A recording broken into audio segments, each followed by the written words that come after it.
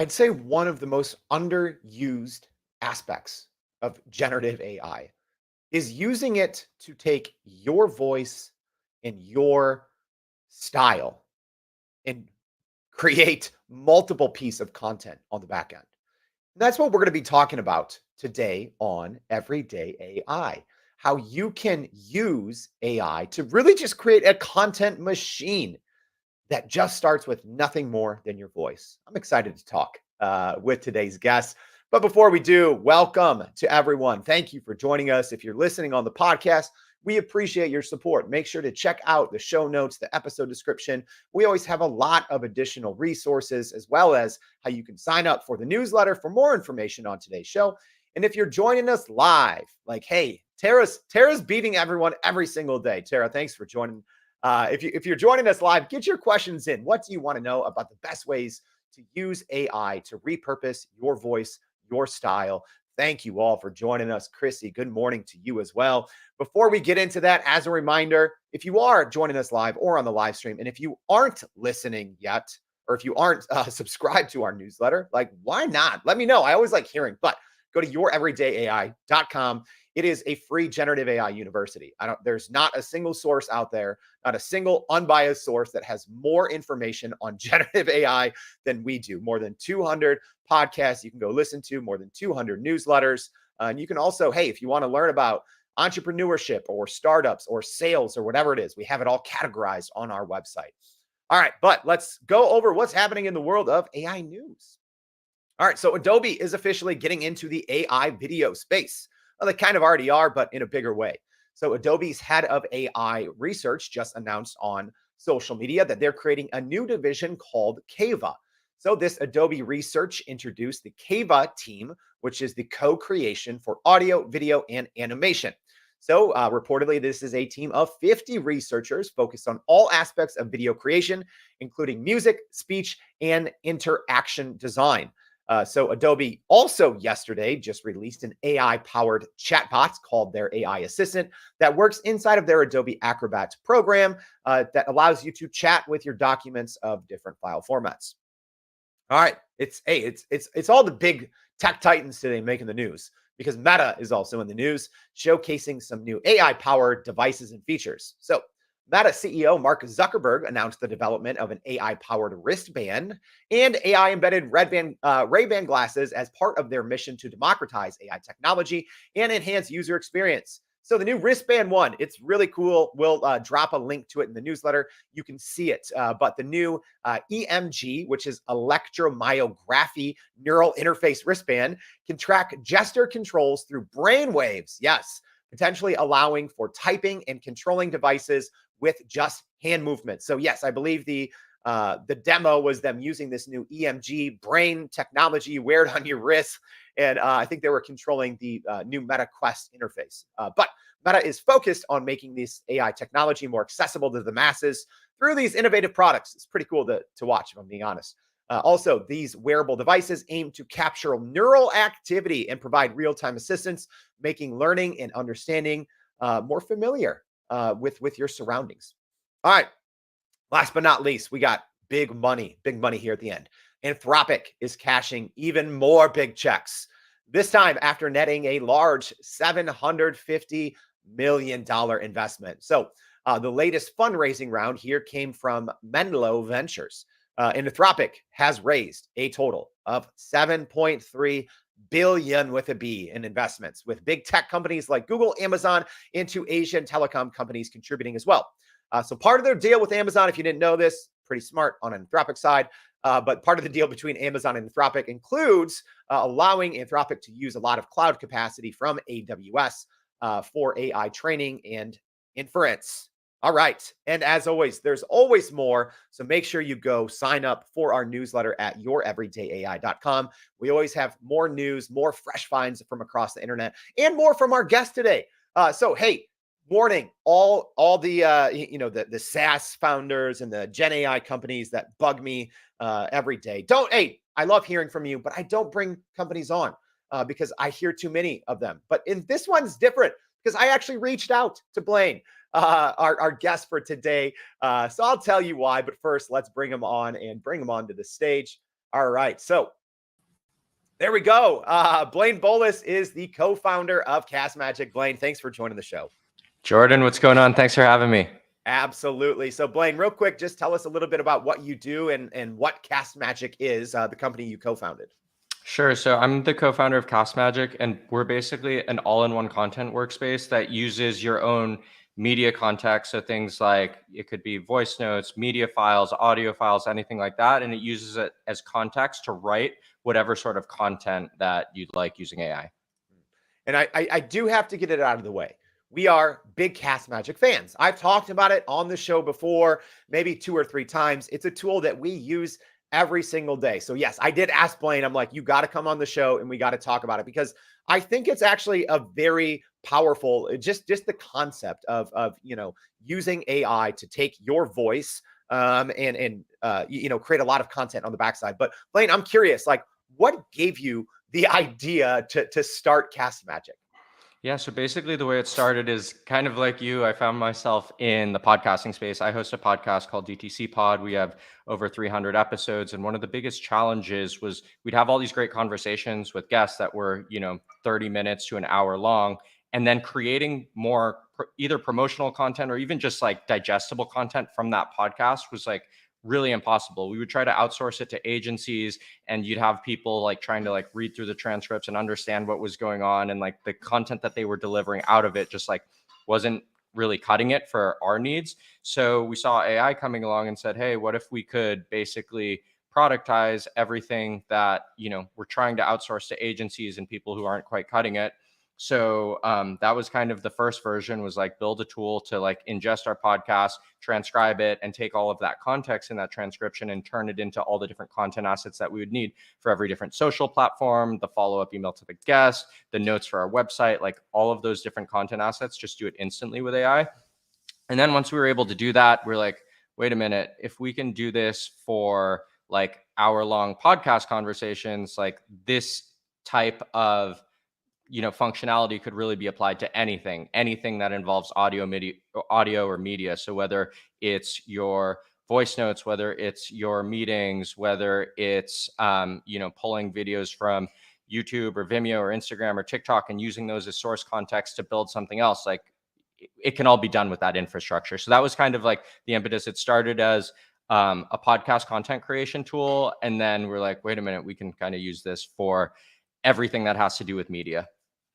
Absolutely. And hey, if you are joining us live, I think this is a great opportunity to ask Blaine any question because I think there's so many ways that even non-podcasters can and should be using AI to repurpose their thoughts and their voices. But maybe let's start there, Blaine. So even if we just kind of rewind from or zoom out from just Cast Magic, but like why should even non podcasters be using AI to repurpose their own voice, their own thoughts, and produce content? Why can this be for even non-podcasters? So I think content is really important. I think we're kind of in this wave of explosion of people creating content. We saw it first like sort of happen on blogs and like short form bloggers on Instagram. And then now you started to see it on like LinkedIn and other platforms like that, where everyone's creating content. And why do people want to create content?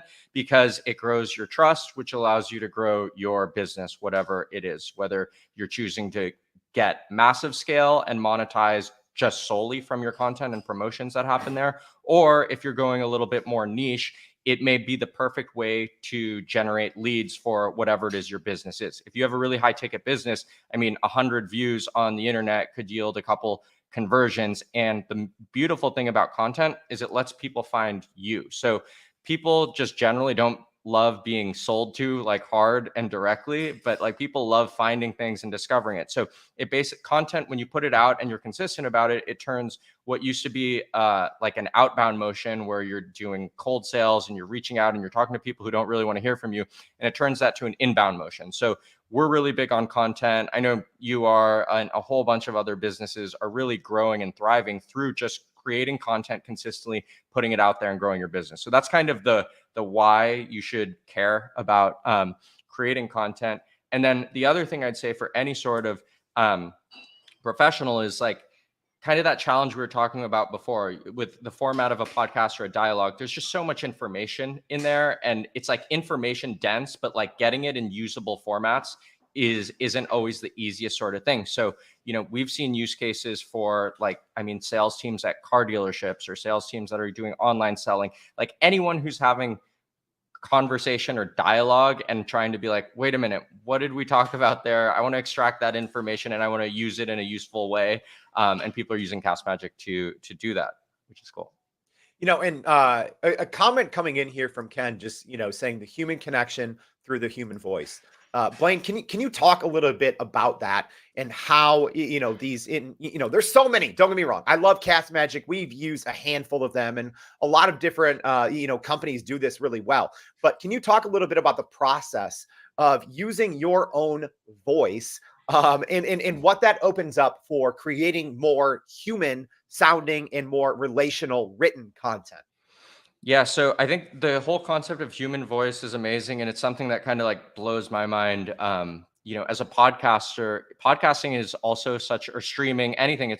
There's such interesting mediums because when you're doing it, you don't really feel like anyone's like listening. But then the people who are listening, it's like they're sitting in a room with you, hearing you like ramble or go on for an hour. And the voice, it's like, you know, like I don't think humans were like we weren't evolved to like expect to be hearing digital voices like in our heads from people. So when you have that experience, it just makes you feel like you're like in the room with them, which is why, podcast advertising has like taken off in the latest years. It's just in terms of like the brand equity and awareness and that level of trust that you get through the human voice. It's a really big thing. Now, moving to your second point, which is about how do you use that context to basically leverage that into other relatable mediums. Basically, one of the challenges of AI is getting it to like write like you, sound like you, and put out content assets the way you would have done if you had written them yourself. So the way we like to think of it is like there's three keys to like building a successful content engine with AI to get it to like sound like you and do everything as if you were like a superhuman who had like all the time in the world to do this. And the first is context. So it needs unique information or data. And in that context, it's the dialogues, conversations, videos, voice ramblings, whatever you're feeding the AI, that is unique to you and only you. Like AI is trained on the corpus of the internet, but it's not trained on what you're thinking or saying right now in the moment. So context is number one. Number two, when it comes to content, is strategy, right? Like, what is the right content strategy for your business? What channel do you want to be on? How many times do you want to post? What's the concepts that you're putting out? As a content creator, you need to go in with some level of strategy so you can build a system to scale this, right? And the third part is kind of what we talked about. That's authenticity and tone matching. So when you're putting out content, if you're just going into ChatGPT and you're saying, write me a tweet thread about XYZ topic, well, guess what? Like thousands of other people have put that exact same prompt into ChatGPT and gotten the exact same like boring, like platitudinal answer. So when you combine context with strategy and the ability to then match your own tone, voice, and style, now you can get content that like sounds a lot like you. It comes from your own context. And now you can like basically put a little polish on and push it out. And it helps you just gain a lot of leverage when it comes to creating content or being present on all the channels that you like to be present on. All right, I've got a hot take on this one, but I want to hear from you. Is too much AI content right now a problem? Yes, so I think so. I think the biggest mistake people are making is putting out like too much crappy AI content, right? I think people will just go to ChatGPT, write something and just copy paste. And I think if you're doing that, I think like going back to what we talked about with authenticity, people trust people and people don't trust people where it's like that's not you talking, like what are you doing, right? So I think the key is if you're going to be using AI to like publish content, like put your own spin on it, give it a proofread, make sure it's something that you would actually write and press publish on. I think it's a great accelerator for humans, but again, we're the last level of curation. So we should be having a voice and a part in the content that's being created other than lazily just creating the content and being like, okay, I'm pressing publish, right? Yeah, yeah. Anytime I see someone send me something that has the word delve in there 3 times Delve. and double emojis on everything, every single subhead, I'm like, all right, you could have at least done a little bit something here. So I mean, I also think about this a lot, Blaine, is when I always encourage people, right? Like, yeah, use tools like Cast Magic or, these different meeting tools, MeetGeek or Fathom or Otter or whatever it is, right? To do the same thing for your meetings. But then the downside is, yeah, like when people don't take the time and the care to bring their own voice to whatever content that they're creating on the back end. So I'm sure that you've worked with hundreds or thousands of content creators. Maybe what are some of your even best tips for people when they're using AI to scale their written content? Aside from kind of what you said, make sure it has that human touch. But is there any more insights that you can give us on how to really make it a connecting piece of content? Yeah, definitely. So this one was the biggest thing for us. I think what we found, like you said, we've worked with a bunch of creators right now, over 40,000 creators to date, and only growing. And the biggest thing we're starting to see was that people like, ChatGPT came out and it was all about like the prompt and coming up with the most complex prompts. But great, like complex prompts don't exactly always equal the output or like tone and voice and style that you might actually want. They may not sound like you. It was actually funny. We even did a thing where we tried to like reverse engineer pieces that we were writing and being like, ChatGPT, describe the tone or like the style that like we're writing in, and we'd come up with all these like crazy adjectives. You'd plug those tone and adjectives back into ChatGPT, and the results were like just weird. So when it comes, for us at least, the way the code that like I've sort of been able to crack with Cast Magic and how it can handle writing for me is just the use of content samples. So rather than overthinking on how am I going to create the prompt and write an essay and spend more time writing instructions than I would spend writing the content, right? All I'm going to do is find a piece of content that I like, that I'd like to emulate in terms of like my own voice and style. I'm going to paste it in as a content sample, and then I'm just going to describe that content sample. So basically in Cast Magic, the whole notion of prompting becomes a lot easier because you're not really thinking about, oh, let me come up with all the perfect instructions for the prompt. You're just finding a piece of or style or format, whether it's a particular email format that you've written that you like, whether it's a particular style of show notes, whether it's a particular style of blog writing or tweet thread or like note sort of follow up, anything that you want, you just paste it in as a content sample. And then AI can take that and basically emulate that tone, style, and format for you based off of whatever unique context, in this case, a conversation, dialogue, or media or video, you're feeding it. Do you think that there's kind of a curve that we're experiencing right now with AI content? Because I think, even personally, over the last, year or so, I've seen people that maybe weren't interested in producing written content, flock to, Chat GPT or now Gemini or Anthropic Claude. And, everyone's like, now, okay, I can create decent content. Do you think that we're going to continue to go on this kind of uphill climb? Even as tools such as Cast Magic make it even easier to repurpose, or do you think maybe that the written kind of content piece, and we kind of hit the cap, right? And maybe are we now going to be seeing more people doing videos and podcasts? Like, what are your thoughts on kind of the future of content creation with great tools like Cast Magic and others? And are we just going to see more and more and more written content? I think we are going to see more written content, but at the same time, I'll say I think content in general, like there's a power law to it. So when you're creating content, when everyone in the world is doing the same thing, like if you're just doing the same thing everyone else is doing, your content is going to get drowned out. So like what really stands out is point of views that are unique, point of views that are unique to you, and even style and formats. Like I think the reason we saw a resurgence in text was just the fact that like so much of our content consumption was like moving to like short form video, TikTok, Instagram, photos, all of that, and people were like, wait a minute, like let's create more text content, and like so it opened up an opportunity that. But content in general, I think the best content creators are always kind of ahead of the curve and ahead of the masses, and that's what makes them stand out. So I think at the end of the day, what you're trying to do as a content creator is you want to be able to stand out, and the way you stand out is you create content that's unique to you and only you, because you have a unique vantage point on things. And then the other thing is, it's all, once you've figured that out, then it's about building a system and having a process to it. So it's not just, oh, I created one great piece of content. You're building an entire operating system around your content.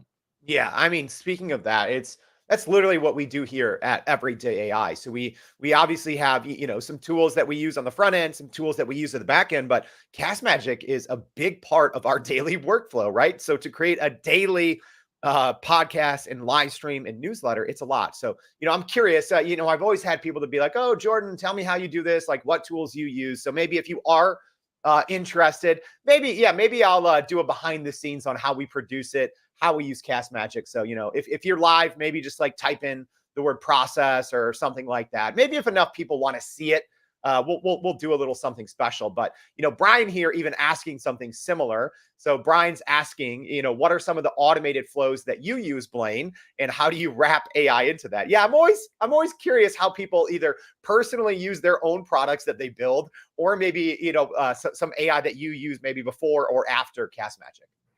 Yeah, absolutely. So I think, like we said, workflows are super important. So one way in which we do it is like we start with a podcast, we record it. As soon as it gets recorded, we hook it up with Zapier. So as soon as that podcast is recorded, it's automatically sucked into Cast Magic. From there, Cast Magic basically creates all the different content assets that we need from the show. So that includes our show notes. So if you like go on our podcast and you see like the show notes, that's all written by AI with our polish, of course.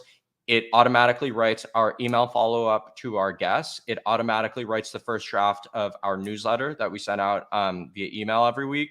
It automatically writes out our like social posts and threads. So where we announce on LinkedIn, where we announce on Twitter, where we announce on all the different platforms. And each platform, we've tailored those posts to like match this tone and style of the platform, right? So like content on Twitter, the way someone's consuming it might be a little bit shorter than the post that you would do on LinkedIn. And on LinkedIn, you have to know that, it's like the first two lines that you're going to need to catch people's attention, and they either expand it or they don't. So we're basically able to gear the social posts to be optimized for all the different platforms. But in terms of a workflow, that's kind of how we do it. Automatically sucked in via Zapier. We've pre-created all the different points of like our workflow that we need done.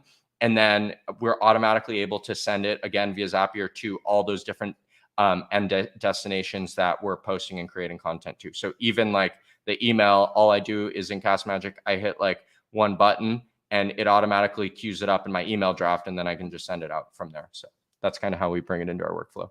Love it. Here's a kind of related question. You kind of got to this, but maybe if you can speak a little bit more specifically, Blaine. So Tara here is asking, how does the post-production work after the recording is complete? So post-production isn't something that like we handle. Well, I guess there's two ways to think of post-production, right? There's post-production in terms of what I just talked about on the content end, and there's post-production of like the media file itself, where you're like injecting your ad reads and you're like editing the audio. So like we don't handle editing the audio or anything like that. We're focused on extracting the context and turning that into the post-production assets that you're talking about. So yeah, that it's basically happens kind of what we said. It's all ingested into Cast Magic. It's all templated. So all of our content comes out exactly how we like it. And then our team's able to go in and kind of directly edit in Cast Magic, put the final touches on before we send it and publish to all the different platforms. So in terms of post-production, it's basically brought all of that workflow into one workspace to make it like really easy to edit. We've got team functionality and collaboration as well, so people can kind of get in there. And especially this is really helpful if you've got other people who are part of your content team. And there's going to be a lot we're going to be continuing to productize on that side as well as it relates to collaboration. Yeah, and something I'm thinking about, because I actually, Blaine, I brought up Cast Magic yesterday. I was talking to a very popular creator here on LinkedIn, and he was kind of walking me through a project that he was working on, and I'm like, okay, well, have you tried a program like Cast Magic? And I named one or two others, and he's like, no, I just kind of use Chat GPT for this. So can you walk people through kind of the pros and the cons, right? Because I think there are pros and cons to using a tool like Cast Magic versus Chat GPT for something like the transcript. But maybe why might people, or could you walk us through situations where you might want to use Chat GPT instead, and then maybe walk us through situations where you would definitely want to use Cast Magic instead? Definitely. I think that's such a good question. And I think people oftentimes think, oh, I can just get one AI and I'm done, right? Like, but I don't think that's the case, because I think it all comes down to how you solve the important problems and the important workflows that you're dealing with. So personally, I use Cast Magic all the time for like a big part of my workflow. And I also use ChatGPT because ChatGPT is very good at very specific things that like I need to do and different conversations or chat GPTs that I've had set up. And Cast Magic is really good. And the reason we built Cast Magic in the first place is a couple different reasons. One, when ChatGPT released, there was no transcription, right? So you couldn't just take a hour-long audio or video file, drop it into ChatGPT. So we were able to solve for transcription with Cast Magic. The second thing we're able to do is start building out a media library. So oftentimes you might want to create a conversation or something that's able to pull context from multiple different media files instead of one. That's not something you can do in ChatGPT. So that's something we're able to do in Cast Magic, where you're able to build your whole library of content, and it's always going to be there for you to create content from individual recordings or across multiple recordings. The other part is like a rich user experience. So we've productized the workflow layers for the team collaboration, for how you're able to handle the transcripts, the types of file formats that are going to be output, the experience of labeling the different speakers, and then templating all the different prompts that you're going to be creating with your workflow and hooking those into Zapier. So like these workflow things, like this is why SaaS exists, right? Like for specific workflows, there's going to be tools that are like really better. If you want to just work with the generic version for a chat GPT, like absolutely. I use chat GPT. If I'm talking about something that's not related to any of my contexts or my recordings, and I just want like a quick, sanity check on something, I'm going to use chat GPT because I'm not trying to use it across my media library or use it on my voice recordings or anything like that. But if you need a purpose-built tool to like help you create content based off your context and your media, then Cast Magic is going to be your bet for that.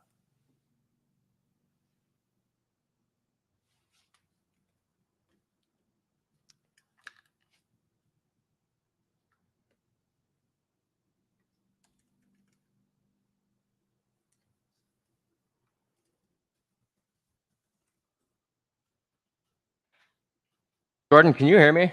Wait, sorry.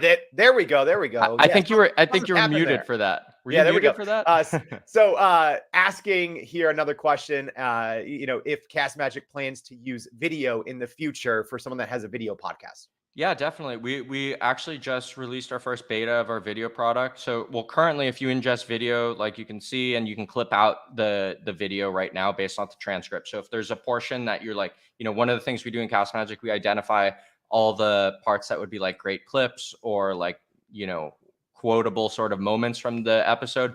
And if you just go into the transcript, you highlight like whatever you want to do, and you hit export as a clip. We're also integrating what's called Cast Magic Studio, where you're able to now turn different parts of your content instantly into like, social media style, like graphical cards, like quote cards and stuff like that. So you might think of that like right now your workflow might have to be like, oh, you have to export all your content, figure out what you want to write, go over to Canva, like build out your custom templates there. But now we kind of like make it just one click directly from your transcript. You're able to generate visual sort of assets. And that's going to be everything from, video clips to audiograms to social media cards to generative video. So yeah, video is going to be a big part of what we do. And it all starts with having your own stuff and being able to kind of chop it up and repurpose however you're going to need it. Yeah. I mean, the repurposing is so important, in the speed and the flexibilities. Amazing. Yeah. Like I said, even full disclosure, me and Blaine are probably going to talk for, 2 or 3 minutes after this call. And, Brandon from my team's already going to have all of this in Cast Magic by the time I hang up, and I can go in and work with it. Pretty amazing. So yeah, if you do want to see our process, if enough people want to see, we'll give you behind the scenes. Just maybe type in the comments here, email me process. But Blaine, as we wrap up here, because we've talked about a lot, we've talked about how you can, use AI to better understand context, how to bring your own tone and style, into your written content ultimately. But maybe what's your one biggest takeaway for people? Even for maybe those of us who aren't podcasters, right? Like, what is the best way that you can give us, or the best piece of advice on how to use AI to properly create content that reflects our own tone and style? Yeah, I think my biggest takeaway is AI, like use AI to like augment what you're currently doing or tap into things that you've always wanted to do that have been like too much of an actual problem for you.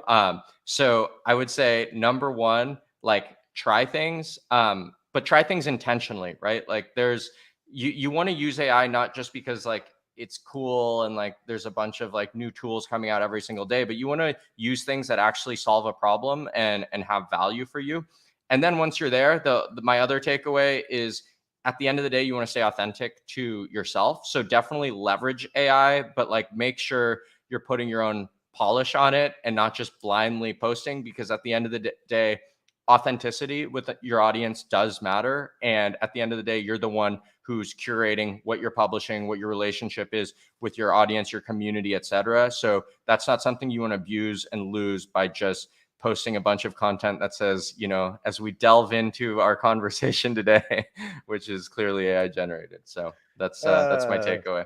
The word delve. Poor Delve. Delve has just It's really ruined gotten it for beat up me. over the last couple of It months, right? has. It has. Cool. I think actually, Jordan, funny you say that. In my Cast Magic instance, we have like an area where you can like give it context for like rules for things not to do, and I literally have like never used the word delve because Never. I know it's the dead giveaway, right? All right. This was a great one. So thank you so much, Blaine, for joining the Everyday AI Show. We really appreciate your time. Cool. Thanks so much for having me on, Jordan. This was a blast. And hey, as a reminder, everyone, we went over a lot. We're going to be sharing more, even how we use Cast Magic. We might give you a little bit of behind the scenes, but also a lot more in today's newsletter, breaking down today's conversation. If this was helpful, please consider reposting this, resharing this, and join us tomorrow. I'm excited for this one. We're going to be talking about AI meets doctors, turning healthcare from a service to a product with the CEO and founder of Forward, a pretty big health company out there. So thank you for joining us. Please go to youreverydayai.com, subscribe to that free daily newsletter. We'll see you back tomorrow and every day for more Everyday AI. Thanks.